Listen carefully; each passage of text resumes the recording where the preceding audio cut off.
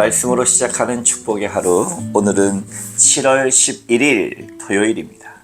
우리에게 주시는 하나님 말씀은 시편 115편 1절부터 8절까지의 말씀 함께 합독하도록 하겠습니다. 여호와의 영광을 우리에게 돌리지 마옵소서. 우리에게 돌리지 마옵소서. 오직 주는 인자하시고 진실하심으로 주의 이름에만 영광을 돌리소서. 어찌하여 문나라가 그들의 하나님이 이제 어디 있느냐 말하게 하리까. 오직 우리 하나님은 하늘에 계셔서 원하시는 모든 것을 행하셨나이다. 그들의 우상들은 은과 금이요 사람이 손으로 만든 것이라. 입이 있어도 말하지 못하며 눈이 있어도 보지 못하며 귀가 있어도 듣지 못하면 코가 있어도 냄새나 맡지 못하며 손이 있어도 만지지 못하며 발이 있어도 걷지 못하며 목구멍이 있어도 작은 소리 쫓아내지 못하느니라. 우상들을 만드는 자들과 그것을 의지하는 자들이 다 그와 같으리로다. 아멘. 오늘도 주님의 귀하신 말씀 앞에 서신 저와 여러분들 가운데 좋으신 우리 주님의 은총과 평화가 가득하여지시기를 주님의 이름으로 축복합니다. 오늘 시편 115편의 말씀은 우리가 114편을 통하여서 하나님이 출애굽 당시 역사와 자연 가운데 행하신 구원의 하나님이시다. 우리를 구원하신 하나님. 430년간 애굽의 종되었던 그들에게 하나님께서 개입하셔서 주님이 직접 구출해내신, 영원히 죽을 수밖에 없는 죄 가운데 있는 우리를 하나님께서 예수 그리스도를 보내심을 통하여서 그분을 믿는 자마다 멸망치 않고 영생을 얻게 하신 그 사건과 마찬가지로 주님이 개입하셔서, 주님이 나타나셔서, 주님이 찾아오셔서 사마리아의 우물가에 있는 여인처럼 주님이 찾아가셔서 가야만 하겠는지라. 그래서 우리를 구원하신 그 놀라운 하나님의 사랑의 찬양에 관한 시가 114편이었다면 오늘 115편 전반부 1절부터 8절까지는 찬양시의 성격을 띠면서도 여호와 하나님과 열방의 우상에 대해서 어떻게 다른가를 나타내주고 있습니다. 먼저 우리 1절 말씀, 2절 말씀 함께 읽어보겠습니다. 여호와여 영광을 우리에게 돌리지 마옵소서. 우리에게 돌리지 마옵소서. 오직 주는 인자하시고 진실하심으로 주의 이름에만 영광을 돌리소서. 어찌하여 문나라가 그들의 하나님이 이제 어디 있느냐 말하게 하리까. 하나님은 살아계신 하나님이시고 천지를 창조하신 창조자이시며 이스라엘과 죄 가운데 빠진 우리를 구원하신 하나님이시라고 하는 사실을 분명히 우리가 114편을 통해서 알고, 오늘 가운데 우리가 할 수 있는 것은 하나님께 영광을 돌립니다. 영광이라고 하는 히브리어가 카베드입니다. 카베드.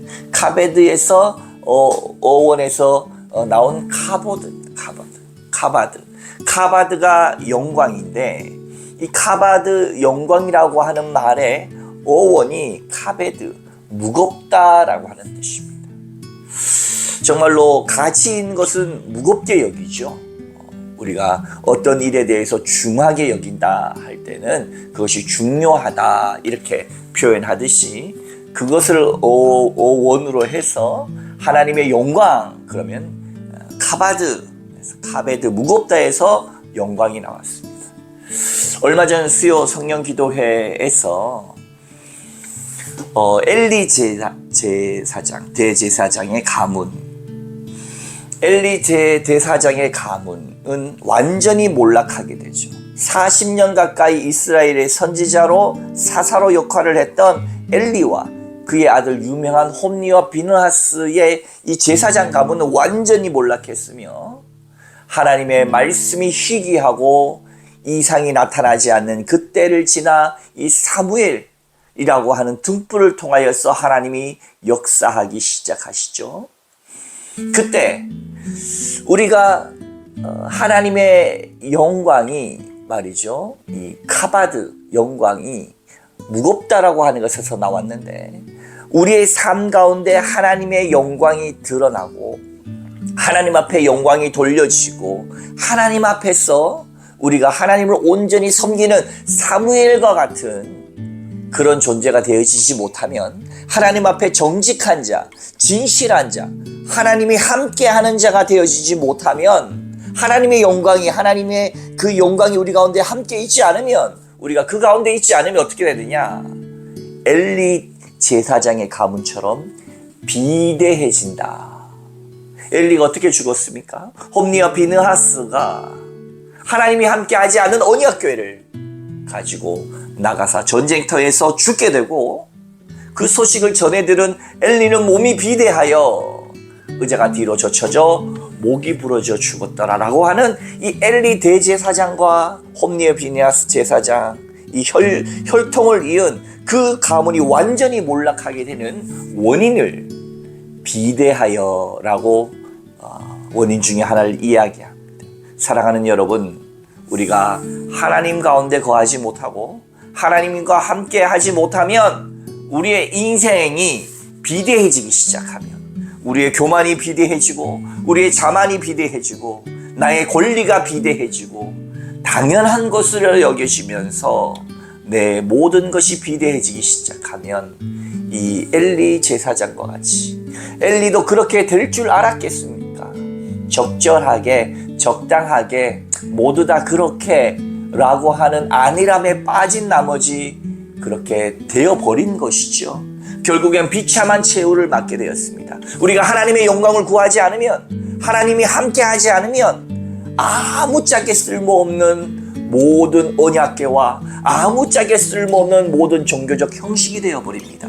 이 모든 것은 하나님이 함께 하실 때, 하나님의 영광이 있을 때 우리에게 의미가 있는 것이기에, 정말로 창조주 하나님, 구원자 하나님이 함께하는 인생이야말로 참된 인생이다, 이렇게 말할 수가 있겠습니다. 그래서 115편 1절에는 여호와의 영광을 카바드, 영광을 우리에게 돌리지 마옵소서, 우리에게 돌리지 마옵소서, 오직 주는 인자하시고 진실하심으로 주의 이름에만 영광을 돌리소서 하고 하나님의 영광을 구하는 것입니다. 그러면서 2절에 이제 분위기가 싹 바뀌어서, 어찌하여 문 나라가 그들의 하나님이 이제 어디 있느냐 말하게 하리까.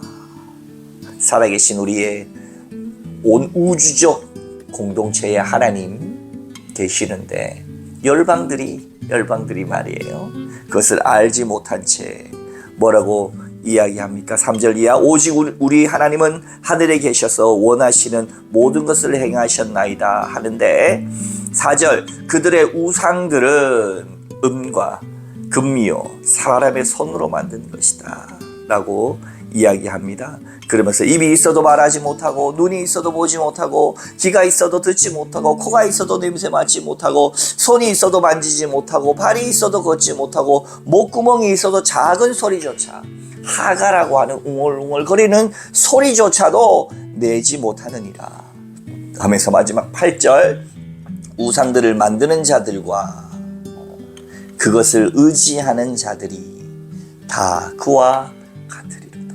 왜 우상을 만들까요? 여러분, 왜 우상을 만들까요? 왜 돈이 우상이 되고 자녀가 우상이 되고 또 우리에게 주어진 그 무엇인가가 우리의 우상이 될까요? 탐심이 곧 우상 숭배라고 했습니다. 그것은 바로 인간 본연 그 근본 안에 있는 불안 때문에 그래요. 불안. 나의 불안의 대용물로 무언가를 삼아야 합니다. 그것이 고급스러운 백이 됐든지, 그것이 아주 삐까뻔쩍한 멋진 세단이 됐든지, 아니면은 변호사나 판사나 어떠한 높은 직급의 명예가 되었든지, 아니면은 내 인생의 이 고통을 먹게 해줄 알코올이 됐든지, 아니면 쾌락이 됐든지, 그 무엇이라도 내 인생의 불안을 대신 채워줄 수 있는 내 존재가 너무 허약해서 하나님이 나를 구원하시고 나를 새롭게 하셨다라고 하는 그것으로 얻을 수 있는 진정한 자존감이 내 안에 없게 되어지면 불안한 겁니다. 무시당할까? 남들이 날 어떻게 볼까? 하나님 안에서 내가 진심으로 치유되지 못하면 이런 불안의 대형물을 찾게 되는 거예요. 제가 어린 시절에 저희 아버지께서 했던 어떤 행위 같은 게 있습니다. 저희 어머니 이제 교회 다니시기 전에 제가 6살 때부터 교회 다녔고 초등학교 6학년쯤에 어머니도 교회 다니기 시작했고 이후에 어머니는 권사님까지 되셨죠. 아버님도 교회에 나오기 시작하셨었고요. 그러나 그 전에 어머니 아버지가 다 전도되기 그 전에 이 바가치라고 했는데 이 바가치에다가 어떤 뭐 오래된 막 음식, 쌀, 뭐 어떤 것들을 넣고요. 이 부엌에 있는 칼을 가지고 아버지 머리를 몸이 많이 아프시거나 할 때 했던 어떤 행동이에요. 머리에서 3번 정도 싹싹 긁어서 거기에다 넣는 신용을 하고 나가면서 칼을 3번 던지고 그리고 밖에다 아마 버렸겠죠. 이거 제가 어렸을 때 봤던 기억이 납니다. 물론 과거에 병원에 자주 가지도 못했고 그러한 것으로 마음에 어느 정도 위안을 얻기 위함도 있었겠지만 여러분 그게 사실은 어떤 심리적인 효과는 조금 있을런지 모르겠으나 어머니는 그걸 하면서도 굉장히 싫었대요. 이게 무슨 소용이냐. 저희 어머니가 그러면 굉장히 이성적이고 합리적이에요. 아버지는 몸이 좀 아프거나 아니면 뭔가 뭐 안 좋은 기운이 꼈다 하면 그것을 한 번씩 했던 기억이 제가 있습니다. 그러나 어머니는 그게 너무 싫었다. 이게 무슨 소용이냐 말이에요. 말대로 입이 있어도 말하지 못하고 눈이 있어도 보지 못하고 뭐 이렇게 한다고 해서 있던 게 없어지고 없던 게 있어지겠냐. 그러나 그 어머니께서 은혜 받고 그 일 다니시면서 피곤하고 힘든 중에도 새벽 기도를 빠지지 않아요. 새벽 기도에 나가서 그렇게 기도하시고 철야 기도하시면서 기도하시고 그러면서 고백하는 게 아야 피곤하지 않다. 하나님의 절에 나가고 하나님을 만나는 그것이 피곤하지 않다라고 고백을 신기하다 이렇게 말씀합니다. 신기하다.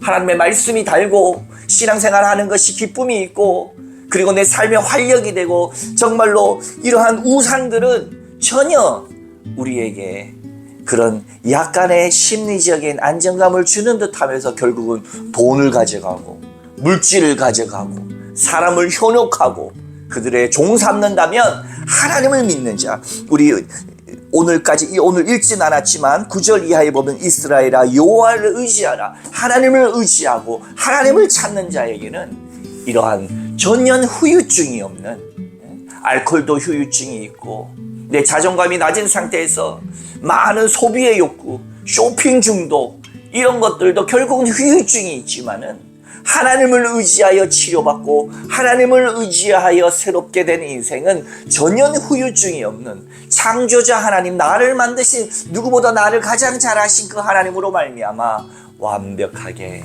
하나님 안에서 참 자유한 인생 우상에 의해서 조종되지 않는 아무것도 아닌 우상 가운데 지배받지 않는 참 자유인 우리 인간 근본의 불안의 치유자 회복자, 해방자 되시는 그 하나님을 만나는 저와 여러분의 매일의 삶과 경험하는 그 구원자 창조자 하나님과 함께 동행하는 저와 여러분 그래서 카베드 비대하여져서 저 세상 가운데 빠진 사람이 아니라 개구리가 삼켜서 서서히 올라가는 온도 가운데 삼켜서 죽어지는 엘리 제사장 같은 그런 비대한 인생이 아니라 하나님의 카바드 영광 안에 하나님을 의지하며 하나님이 머무르는 하나님이 함께하는 인생이 저와 여러분의 참 자유로운 인생 되어지시기를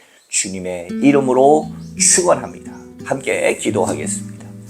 거룩하신 하나님 아버지 주님께서 정말로 우리의 모든 영광을 받으시기에 합당하신 하나님이십니다. 하나님을 높이고 찬양하고 영광 돌리는 자에게 하나님 함께 거하시는 줄로 믿사오니 하나님의 함께 거하는 자 하나님이 함께하는 자가 되게 하여 주옵시고 하나님과 멀어져서 교만하여지고 세상의 우상을 찾고 세상의 돈을 의지하고 세상의 쾌락을 의지하고 세상의 값비싼 물건을 의지하며 그것으로 내 존재감을 찾으려고 하는 허약한 인생이 아니라 주로 말미암아 구원받은 백성이 된 나 스스로가 하나님 앞에 참 은혜로운 존재로서 우리가 우상을 숭배할 것이 아니라 하나님을 의지하는 우리의 인생들이 다 될 수 있도록 축복하여 주시옵소서. 감사드리며 거룩하신 예수님의 이름으로 간절히 기도하옵나이다. 아멘.